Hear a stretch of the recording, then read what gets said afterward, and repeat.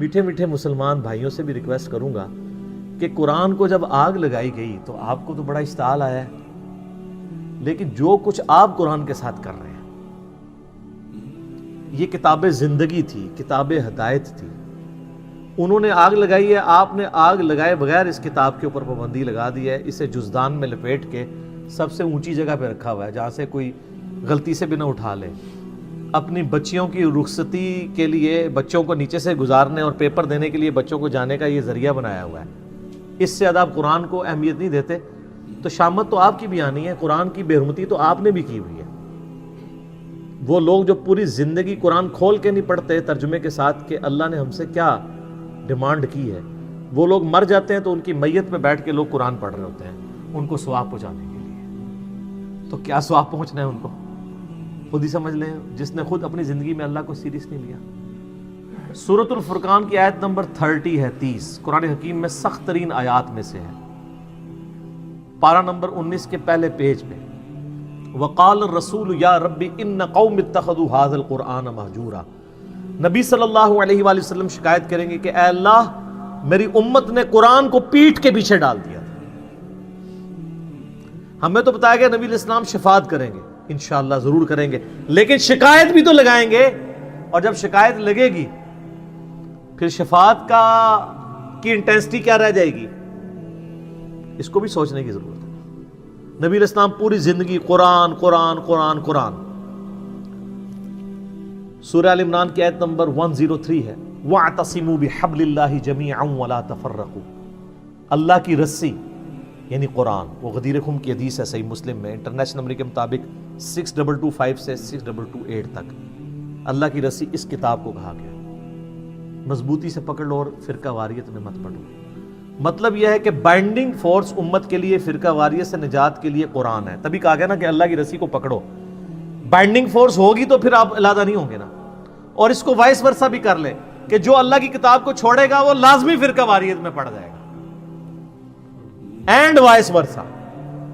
فرقہ واریت کو ختم کرنے کے لیے کتاب اللہ کو پکڑنا ہے، اور اگر چھوڑیں گے تو فرقہ واریت آٹومیٹکلی ہو جائے گی۔ اسی طریقے سے صحیح مسلم میں 2005 نمبر حدیث ہے، اللہ کے محبوب صلی اللہ علیہ وآلہ وسلم جب بھی کوئی تقریر، کوئی خطبہ دیتے، چاہے جمعے کا ہوتا، عیدین کا ہوتا، آپ علیہ السلام ہر خطبے کا آغاز اس سے کرتے، حمد و صلات کے بعد، فَإِنَّ خَيْرَ الْحَدِيثِ كِتَابُ اللَّهِ، آگاہ ہو جاؤ کہ بہترین کلام، بے شک سب سے بہترین کلام اللہ کی کتاب ہے، وَخَيْرُ الْهَدِي هَدِيُّ مُحَمَّدٍ صلی اللہ علیہ وسلم، اور ہدایت یافتہ راستہ محمد صلی اللہ علیہ وآلہ وسلم کا ہے، وَشَرُّ الْأُمُورِ مُحْدَثَاتُهَا، اور بدترین کام وہ ہیں جو دین میں خود سے داخل کر دیے جائیں، وَكُلَّ مُحْدَثَةٍ بِدْعَةٍ، اور تمام نئے کام بدعتیں ہیں، وَكُلَّ بِدْعَةٍ ضَلَالَةٍ، اور تمام بدعتیں گمراہیاں ہیں، وَكُلَّ ضَلَالَةٍ فِي النَّارِ، اور تمام گمراہیاں دوزخ میں لے جانے والی ہیں۔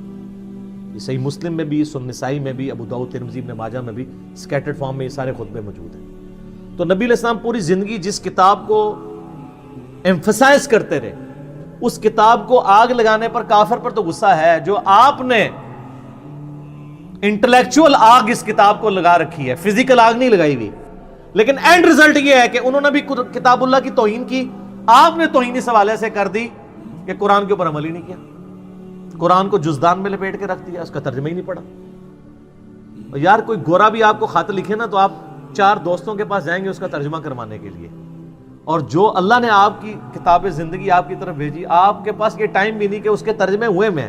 اگر آپ بریلوی ہیں احمد بریلوی صاحب کا ترجمہ پڑھ لیں، اگر دیوبندی ہیں اشرف تھانوی صاحب کا پڑھ لیں، اگر اہل حدیث ہیں تو جونا گھڑی صاحب کا پڑھ لیں، اگر آپ اہل تشیع ہیں تو سید فرمان علی شاہ صاحب کا پڑھ لیں، اگر آپ بالکل سادہ مسلمان ہیں، کسی کا نہیں پڑھنا چاہتے، نیوٹرل بندوں کا، تو آپ مولانا مودودی کا پڑھ لیں،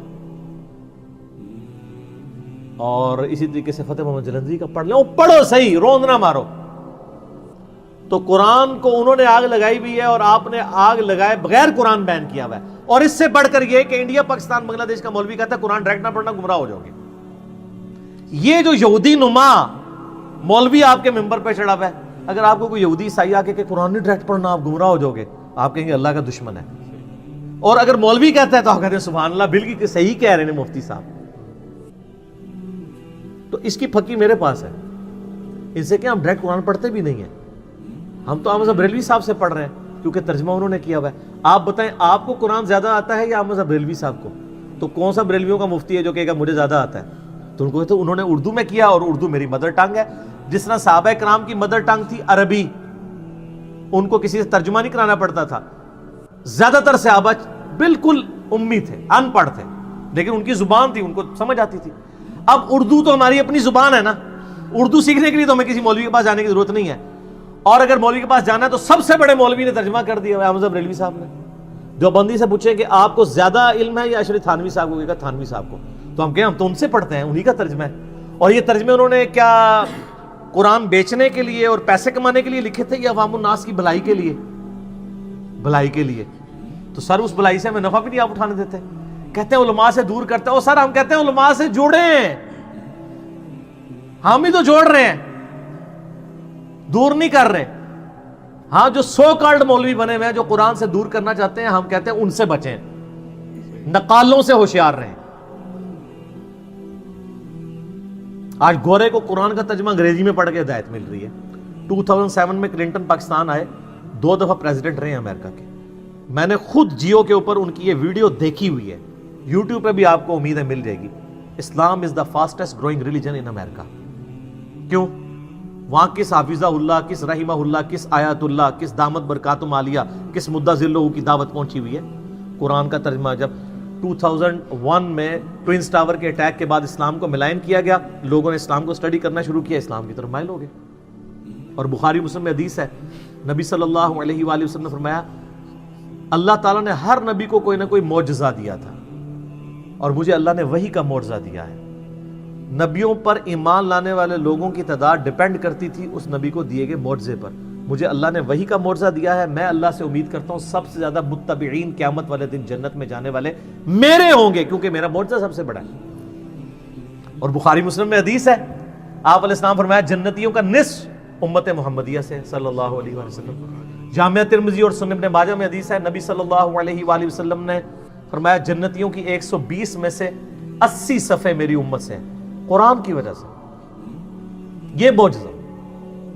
پھر صحیح مسلم میں جو 2950 نمبر حدیث ہے، حجۃ الوداع کی ڈیٹیلڈ حدیث، امام باقر علیہ السلام نے جابر بن عبداللہ سے جو روایت کی ہے، امام محمد باقر بن علی بن حسین بن علی، یعنی امام حسین کے پوتے تھے، امام جعفر کے والد. جابر بن عبداللہ سے وہ روایت کرتے ہیں. اس میں الفاظ ہیں، بڑی لمبی حدیث ہے، کہ حجۃ الوداع کے موقع پر نبی علیہ السلام نے فرمایا تھا میں تم میں وہ چیز چھوڑ کے جا رہا ہوں کہ جسے مضبوطی سے پکڑ لوگے تو میرے بعد کبھی بھی گمراہ نہیں ہوگے، وہ اللہ کی کتاب ہے. مسلم شریف میں صرف اللہ کی کتاب کا ذکر ہے. ہاں ایک حسن درجے کی روایت ہے، اس کو سپورٹو، وہ المستدرک الحاکم میں ہے، انٹرنیشنل نمبر کے مطابق 318 کتاب العلم چیپٹر میں، کہ میں اپنے بعد تم میں 2 چیزیں چھوڑ کے جا رہا ہوں، ایک اللہ کی کتاب اور دوسری اس کے رسول کی سنت صلی اللہ علیہ وسلم. ان کو پکڑ لینا، کبھی بھی گمراہ نہیں ہوگے. اور ظاہر ہے سنت کو ماننا قرآن کو ماننا ہی، قرآن نے ہی ہمیں سنت کی طرف ترغیب دلائی ہے نا. من یطع الرسول فقد اطاع اللہ، جس نے رسول اللہ کا حکم مانا گویا اس نے اللہ کا حکم مانا. قل ان کنتم تحبون اللہ فاتبعونی یحببکم اللہ، اگر تم اللہ سے محبت کرتے ہو تو پھر نبی علیہ السلام کی اتباع کرو، پھر اللہ بھی تم سے محبت کرے گا. تو حجۃ الوداع پہ بھی قرآن. پھر حجۃ الوداع کے بعد جو خطبہ غدیر خم کا، مدینہ شریف واپس آتے ہوئے خم نامی گاؤں میں آپ علیہ السلام نے خطبہ دیا. صحیح مسلم میں اوپر تلے 4 حدیث ہیں، 6225 سے 6228 تک. آپ علیہ السلام کے الفاظ ہی کنکلوڈنگ ہیں، اے لوگو آگاہ ہو جاؤ، میں بھی ایک انسان ہوں، قریب ہے کہ اللہ کا قاصد یعنی موت کا فرشتہ میرے پاس آئے اور میں اس کی دعوت قبول کر لوں. میں اپنے بعد تم میں 2 بھاری چیزیں چھوڑ کے جا رہا ہوں. ان میں سے پہلی چیز اللہ کی کتاب ہے، اس میں ہدایت ہے، اس میں نور ہے. تم اللہ کی کتاب کو پکڑو، اپنا تعلق اس کتاب کے ساتھ مضبوط کرو. اللہ کی کتاب اللہ کی رسی ہے، جو اسے پکڑے گا ہدایت پر ہوگا، جو چھوڑ دے گا گمراہ ہو جائے گا. اور زید ابن ارقم کہتے ہیں پھر نبی علیہ السلام ہمیں ترغیب دلاتے رہے اللہ کی کتاب، اللہ کی کتاب، اللہ کی کتاب، لیکن امت نے چھوڑ دی کتاب. اور پھر فرمایا دوسری بھاری چیز میرے اہل بیت ہے، میں اپنے اہل بیت کے معاملے میں تمہیں اللہ کا خوف دلاتا ہوں. 3 دفعہ یہ بات ریپیٹ کیا علیہ السلام. لیکن امت نے نہ قرآن کو پکڑا اور نہ اہل بیت کو چھوڑا، ساروں کو ذبح کر دیا. بالکل الٹ نصیحت پہ چلے. وہاں پہ بھی اللہ کی کتاب کو پکڑنے کا حکم تھا. پھر بخاری اور مسلم دونوں میں حدیث ہے نبی اسلام کے وفات والے چیپٹر میں عبداللہ ابن ابی اوفا سے کسی نے پوچھا کہ بتائیے کہ یہ وصیت کرنا کیوں ضروری ہے؟ کیا اللہ کے نبی علیہ السلام نے بھی وصیت کی تھی؟ انہوں نے کہا یہ وصیت کرنا اس لیے ضروری ہے کہ قرآن میں وصیت کا ذکر آیا ہے اور اللہ کے نبی علیہ السلام نے ہمیں قرآن پر چلتے رہنے کی وصیت کی تھی. یعنی وصی رسول کون ہے؟ کتاب اللہ. پھر صحیح مسلم میں حدیث ہے 1897 سیدنا عمر کہتے ہیں کہ میں نے نبی علیہ السلام سے خود سنا تھا کہ اللہ تعالیٰ اس کتاب کی وجہ سے لوگوں کو عروج دے گا اور اس کتاب کی وجہ سے ذلیل کرے گا. تو ڈاکٹر اقبال نے جواب شکوہ میں بھی کہا نا، وہ زمانے میں معزز تھے مسلمان ہو کر اور تم خوار ہوئے تارک قرآن ہو کر. یعنی تمہاری ذلت کا سبب جو ہے وہ قرآن حکیم کو چھوڑنا ہے. تو قرآن حکیم پہ تو اتنی زیادہ حدیثیں ختم نہیں ہوں گی. صحیح مسلم میں 534 نمبر حدیث ہے القرآن حجت لک او علیک. قرآن قیامت والے دن یا تو تیرے حق میں دلیل بنے گا یا تیرے خلاف دلیل بن جائے گا. استغفر اللہ. سر جب قرآن کسی کے خلاف دلیل بن گیا اس کے پاس کیا سہارا رہ جانا ہے بچنے کا؟ بخاری اور مسلم میں حدیث ہے نا، حدیث شفاء ڈیٹیلڈ، اس میں یہ بھی الفاظ ہیں. نبی علیہ السلام فرمایا جب میں آخری دفعہ دوزخ کی طرف جاؤں گا نا تو مجھے بتایا جائے گا کہ اب دوزخ میں صرف آپ کے وہ امتی رہ گئے جنہیں قرآن نے جنت میں جانے سے روک لیا اور وہ کبھی بھی جنت میں نہیں جائیں گے. کون؟ انہ من یشرک باللہ فقد حرم اللہ علیہ الجنہ ومأواہ النار وما للظالمین من انصار.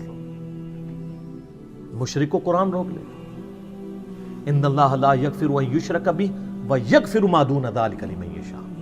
بے شک اللہ شرک کو تو معاف نہیں کرے گا، اس کے علاوہ جتنے گناہ ہیں جس کے لیے چاہے گا معاف کر دے گا، وہ بھی اوپن لائسنس. حتیٰ کہ بخاری اور مسلم دونوں میں حدیث ہے نبی علیہ السلام نے فرمایا اللہ تعالیٰ نے ہر نبی کو کوئی نہ کوئی دعا دی تھی جو اس نے دنیا میں ہی مانگ لی. حضرت نوح علیہ السلام نے مانگ کے اپنی قوم کے خلاف عذاب مانگ لیا. میں نے اپنی دعا اپنی امت کے لیے سنبھال کر رکھی ہے. میری دعا سے میرے ہر امتی کو نفع پہنچے گا سوائے اس شخص کے جس نے دنیا میں اللہ کے ساتھ کسی قسم کا شرک کیا. شرک is the most sensitive issue in the sight of اللہ. البتہ دنیا میں توبہ کر لی پھر آخرت میں معافی ہے. بلکہ سورہ الفرقان کی آیت نمبر 70 ہے کہ جو دنیا میں شرک سے بھی توبہ کر لے گا ہم اس کے گناہوں کو بھی نیکیوں سے بدل دیں گے، لیکن دنیا میں، آخرت میں معافی. تو قرآن یا تمہارے حق میں حجت ہے یا تمہارے خلاف. صحیح مسلم 534 انٹرنیشنل نمبرنگ کے مطابق. تو اب آپ کو وہ آیت سمجھ آئے گی جو میں نے ان احادیث سے پہلے بیان کی. وقال الرسول یا رب ان قوم اتخذوا هذا القرآن مہجورا. رسول اللہ شکایت کریں گے صلی اللہ علیہ وآلہ وسلم کہ اے اللہ میری قوم نے قرآن کو پیٹھ کے پیچھے ڈال دیا. والعیاذ باللہ تعالی. تو اس موقع پہ میں یہ ناروے والے واقعے کے بعد میں یہ کہتا ہوں کہ آپ لوگوں نے جو گمراہی کی آگ میں جھونکا ہوا ہے نا یہاں پہ امت کو قرآن سے دور کر کے، تو کام آپ بھی وہی کر رہے ہیں. انہوں نے فزیکل آگ لگائی ہوئی ہے، آپ نے انٹلیکچوئل آگ لگائی ہوئی ہے. اینڈ رزلٹ یہ ہے کہ اس آگ سے قرآن تو ختم نہیں ہوگا، لیکن جو آگ آپ نے یہاں قرآن سے دور کر کے لوگوں کو لگائی ہے آپ کروڑوں لوگوں کو دوزخ کی آگ میں جھونکنے جا رہے ہیں. والعیاذ باللہ تعالی. اللہم اجرنا من النار، اللہم اجرنا من النار، اللہم اجرنا من النار. آمین ثم آمین.